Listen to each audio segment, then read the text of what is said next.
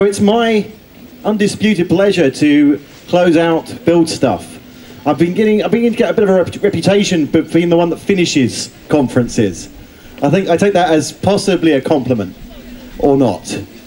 So this is the lock note. If you heard of the idea of it being a keynote, this is the lock note for your day, your 2 days here in the sun, my 1 day here in the sun, and it's been absolutely beautiful here. So can we just get one more round of applause for everyone that's been organising this, because it's absolutely brilliant. Bits I've seen have been awesome. Please.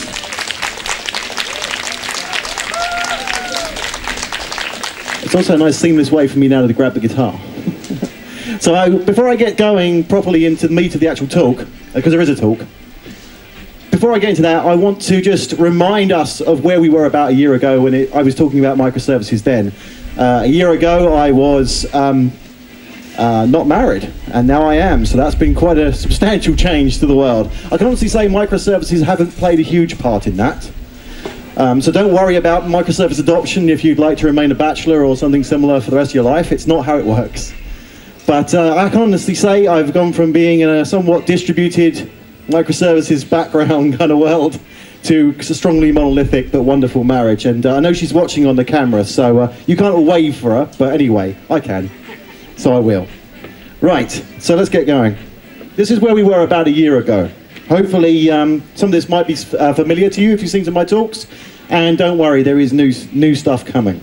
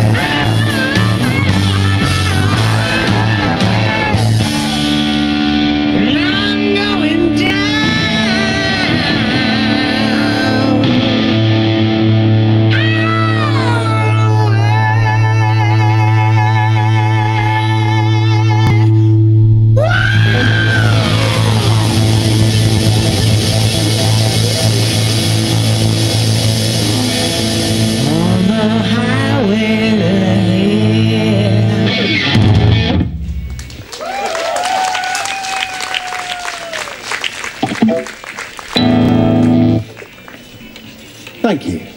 Right, okay. So that was a year ago. A year ago I did that on stage, and I asked someone to marry me, and peer pressure did its job, and she said yes. And now here I am, a married man, learning to play guitar with a ring on. Not easy, gentlemen. Okay, so let's move into the main meat of the talk. This is a technology talk. I'm a technology person. This is what I do for fun. So give me 1 second.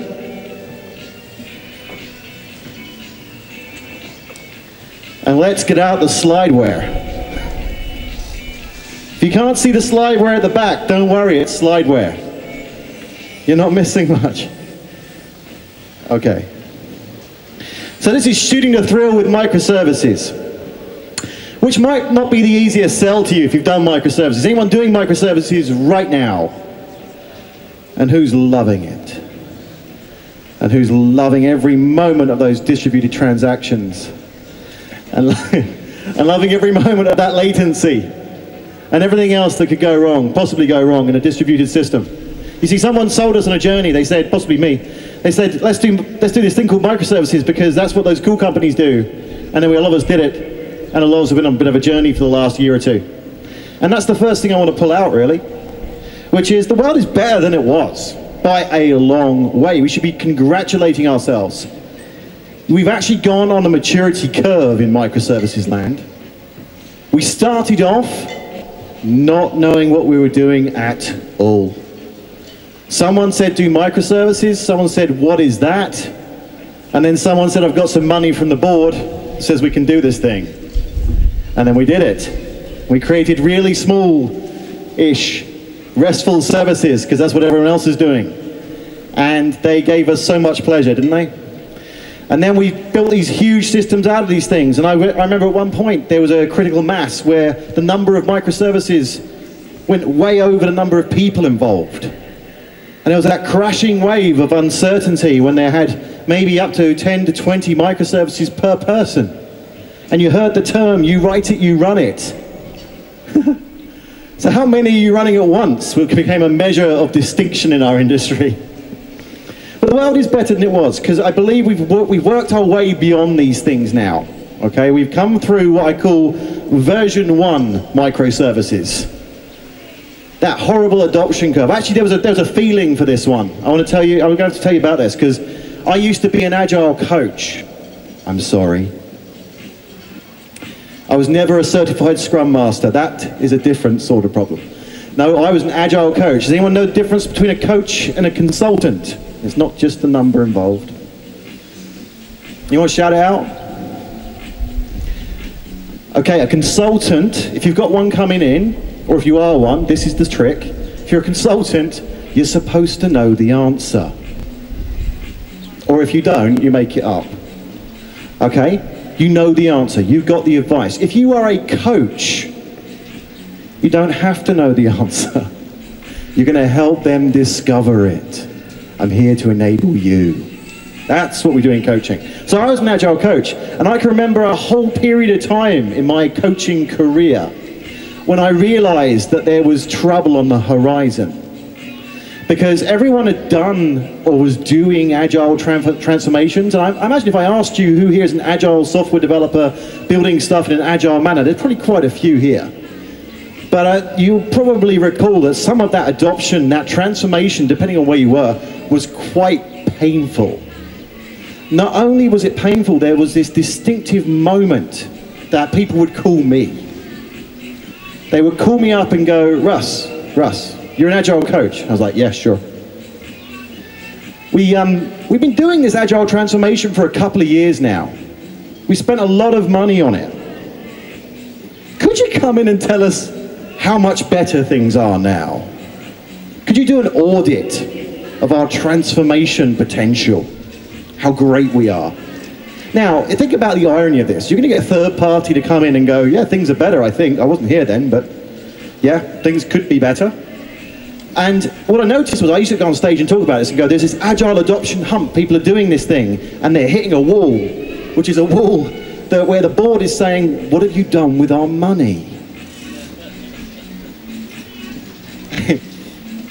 Now, we could turn that same lens onto just about everything we've ever done in this industry, and we might find ourselves a little ashamed. So let's turn that lens onto microservices now. We're going to be spending a lot of money doing these things once again, and we've been doing that. And then I've noticed, about a year ago, I noticed the the microservices adoption hump now. Loads of people doing microservices, loads of people wondering, is this any better? And in truth, many times the answer was no. You've made a big problem for yourselves, and you are now going to need help, which, if you're in consultancy, is a good thing, because, you know, I was a consultant, I can declare it for what it is. We are parasites.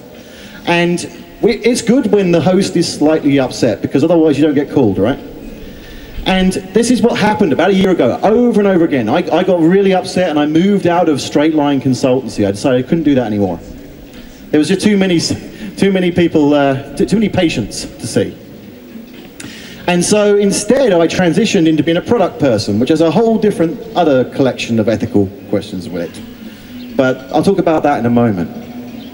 So you may not have got there. You may have been one of the lucky ones. You may have listened to some of the stuff that Greg talks about and some of the others talk about on these sort of conferences. And this conference in particular is very good for this, of actual honesty on stage.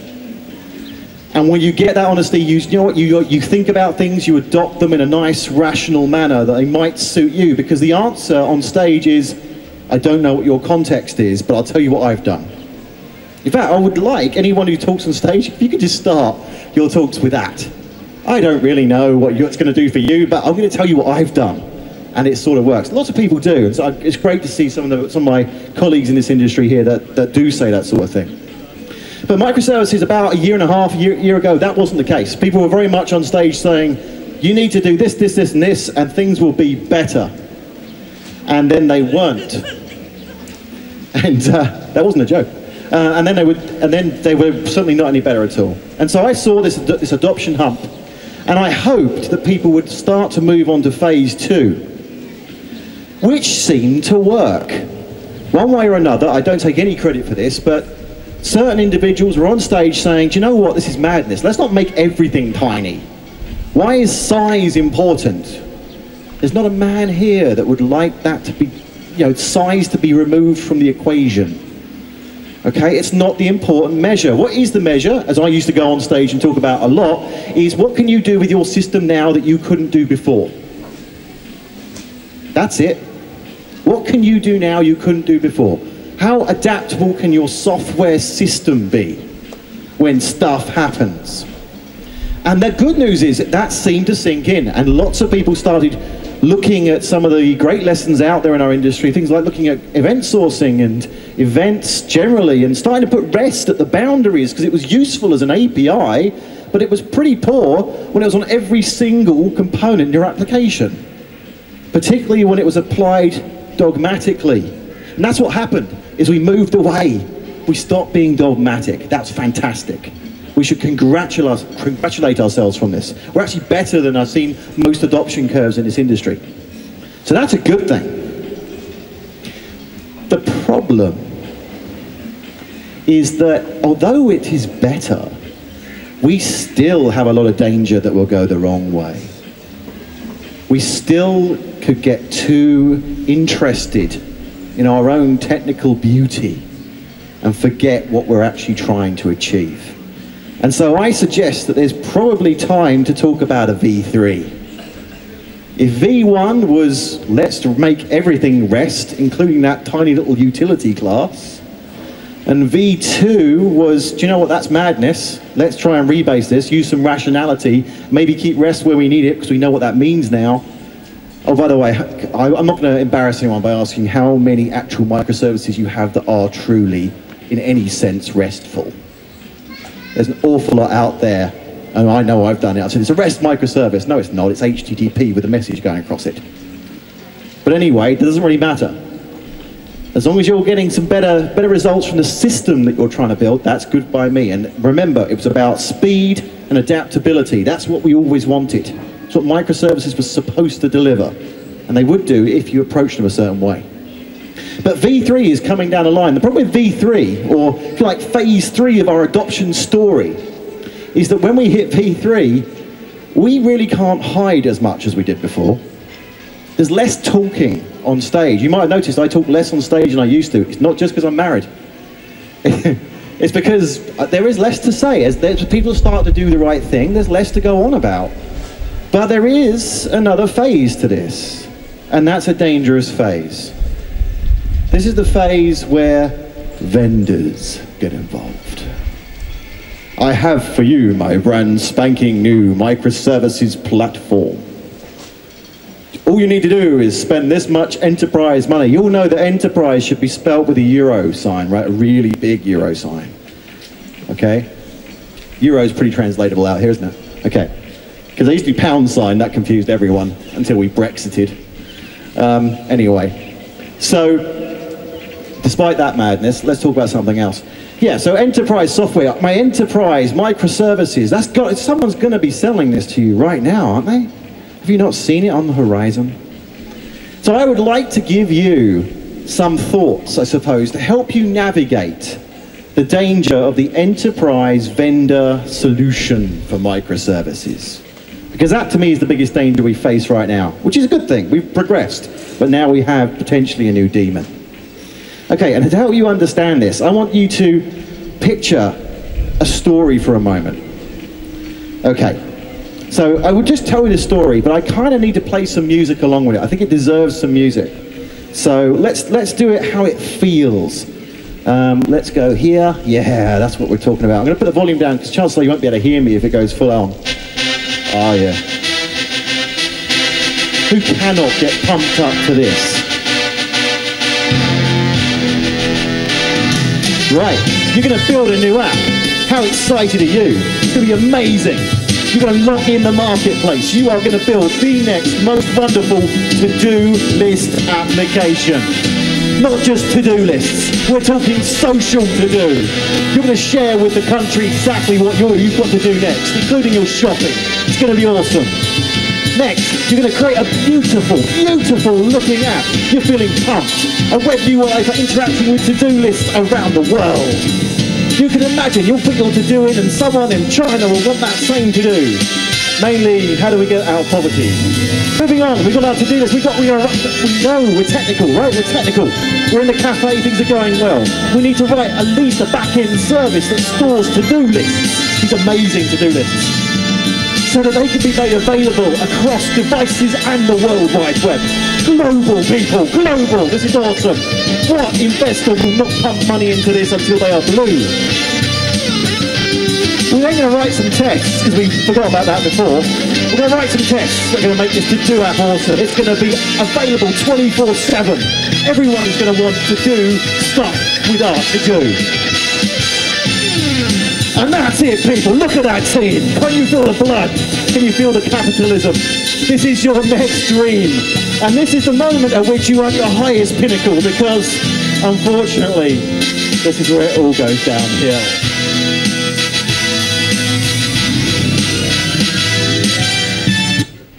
Sorry.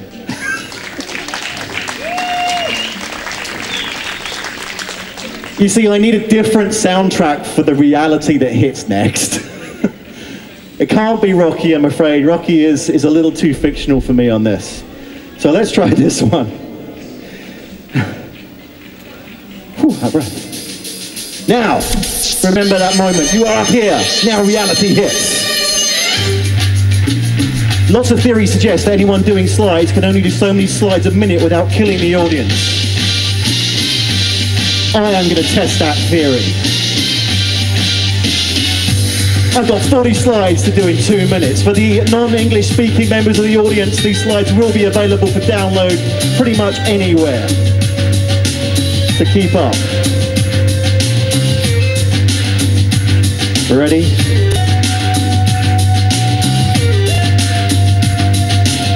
You've got to set up source code control and an issue tracker now. Manage user accounts, sign up, sign in, and password management. Collect analytics from your app and web UI about how people use your app. Build and test your app across multiple devices and OS versions. Gather information on app crashes and bugs and feed this back into your backlog. Test your web UI across multiple browsers and multiple versions. Document the API that the native apps and web apps depend on.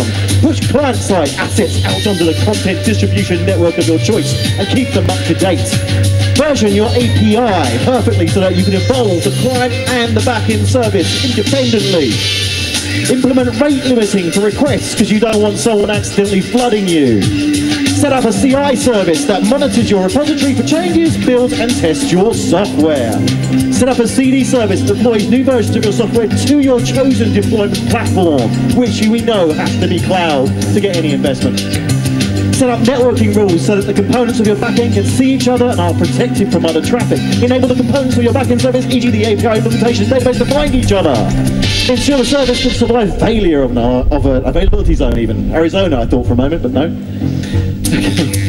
Monitor the request latency. Create new instances if existing ones fail and transparently reconnect service components. Provide mechanisms to scale up, scale down, scale sideways, scale vertically, any way you like.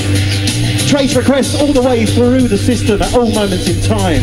Provide audit logs of all changes made to production systems, including regulatory official SOX proof.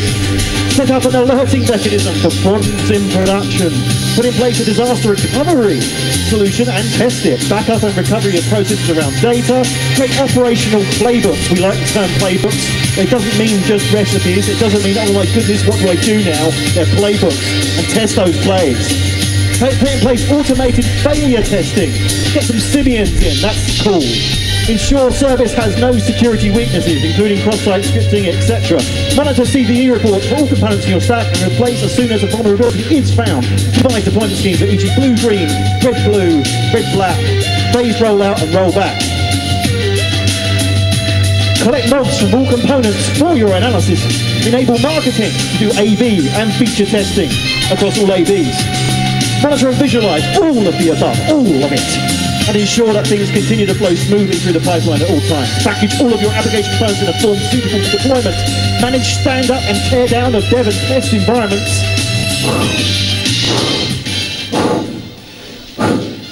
And that's just some of it.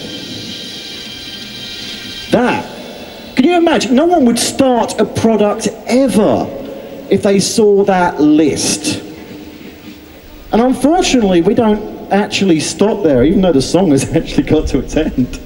Because once you've done that, you've got more to do, because now we're going to do microservices as well. So what we're going to do now is service configuration, service discovery, bulkhead, circuit breakers, event stores, messaging, CQRS, language selection, APIs, API gateways, lakes, routing, security, breathe please. And this is just a technical journey. Okay. What investor in their right mind would go, yeah, let's do some software, if they saw that unfortunate truth? And it doesn't seem to matter in my experience whether you've been doing software for a long time or not. These seem to be things everyone does all the time. And that's, to me, that's slightly unfortunate. I think we spend a lot of our time doing exactly the same project setup and activities that we've done before. In microservices land, it's worse. In microservices, we tend to create services, a lot of them. Creating a service is a pain. In fact, I know people who deliberately decide not to create one because it's quite a bit more painful than just creating another bit of code in the existing service. I don't blame them for this. It's hard. It's much harder than it should be. It gets worse if you want to extract a microservice later on. And to be fair, this is kind of the, I don't know if you can see the face at the back, but I hope you can see the eyes at least. It's that confused look of, why are we doing this? Who decided this was a good idea? But you see, the problem with all of this is that generally speaking, that is what we would like. That is mine, by the way. That's my beauty. We would like a perfect Harley-Davidson 2014 Fat Boy, surely. Perfectly affixed. That's what our system should be. Our to-do app should be that cool. But in fact, what we're handed is a bunch of small parts that that hopefully go together, and we end up rebuilding the darn thing from scratch every single time. So what we need, I put to you, we need a chuck. We need something that's doing it for us. If you aren't familiar with Chuck Norris, just assume for a second you've met the most dangerous human being ever, and then double it. That's Chuck. He can do whatever you ask him to do, in whatever way you want it done, as long as it involves a roundhouse kick. He's not known for his negotiation skills, but he is damn good at getting the job done. So we want a Chuck. So I'm going to do a quick demo for you, because I don't want this to be just vaporware. I don't want to just talk about what we need. I'm going to try and show you a little bit of what Chuck might look like. And it's not going to be an extensive demo, because I work for a company called Atomist, and we've only been around since October. So we don't have extensive demos yet. But what we do have is a little demo of what maybe Chuck might look like to help us get over some of this baggage. Because whether you're doing microservices or not, this might help.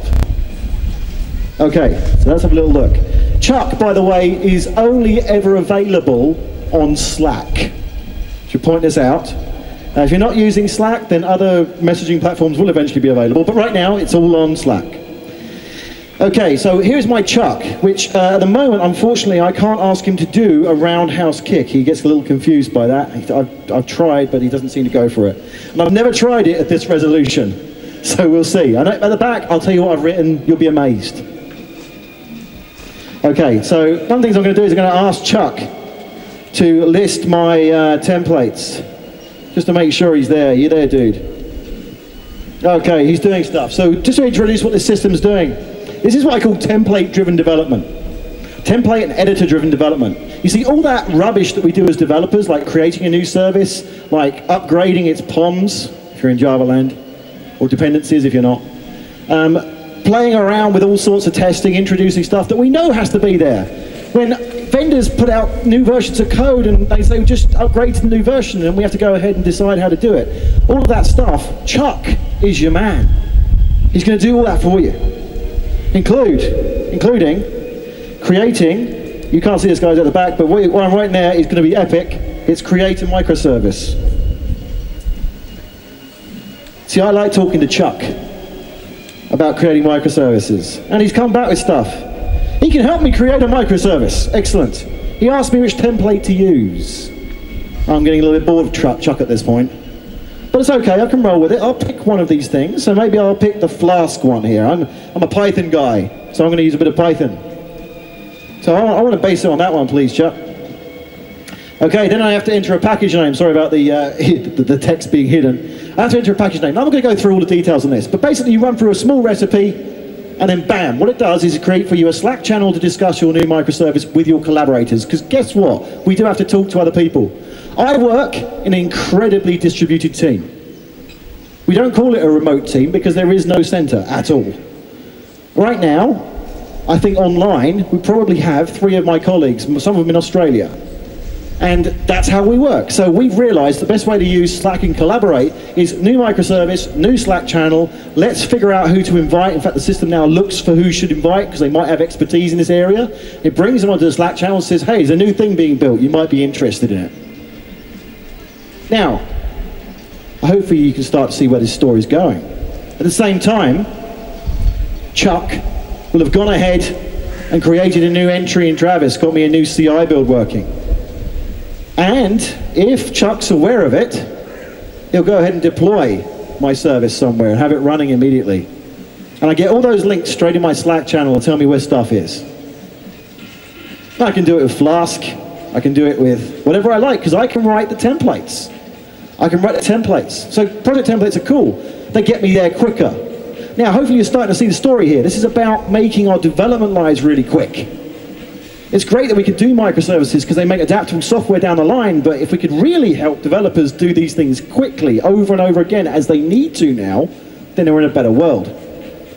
The other thing I can do is editors, which I like. If anyone wants to see it, it'd be a lot easier for me to demo when you're actually a bit closer to the machine or the screen. But editors are fantastic because what I can do is say, right, I've got an existing microservice, a Java one. I've got a Java interface in there that's bugging me because I've got a local implementation that's a bit fat and frivolous. So what I want to do is extract a microservice on that, please. I'm going to go ahead, grab the code, and create me a new repository in whatever language I have selected. That's cool. If I'm doing microservices, that's helpful. It may not be perfect. I don't care if it's perfect. It's helpful. It's fast. And that's where we're going with this stuff. Okay, this is what I think V3 microservices looks a bit more like. It's a happier world where those mundane, really rather annoying topics and subjects that we had to deal with in the past very rarely, but now have to do all the time with microservices, like creating new things, as an example. Those things are going to be taken away as well, because it's baggage. We're going to learn a lesson from the DevOps folks. Let's automate until we don't have to worry about that anymore. And yet we're doing it for our dev now. Okay. So hopefully that then leaves us with the very last thing for me to do, to play us out at Build Stuff. Hopefully, and that's more positive message, because in the past it was the highway to hell with microservices. And it was a long highway with a lot of rest stops. Ooh. No one got that joke, come on. All right, so now I've got another song to play. So let me just flip over to the new one if you give me a moment, and then I shall play you out. If you haven't got a beer, it's a good time to run really fast and get back with the beer. I shall now play for you a new song, and I hopefully won't mess it up too much.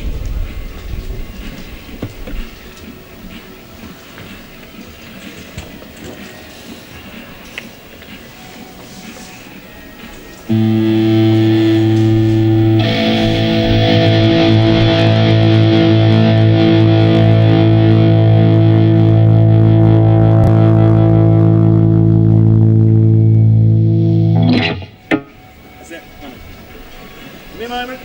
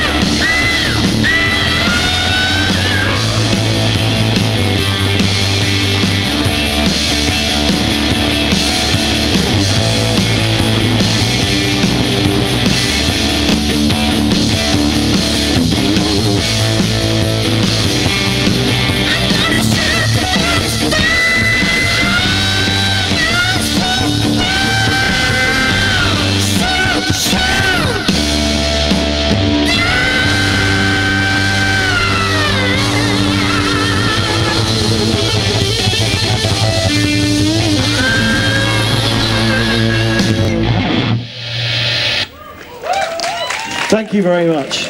I hope build stuff has been awesome for you. Hopefully see you in November, maybe for the next episode, and if not, next year on the beach sounds good to me. Have a good one.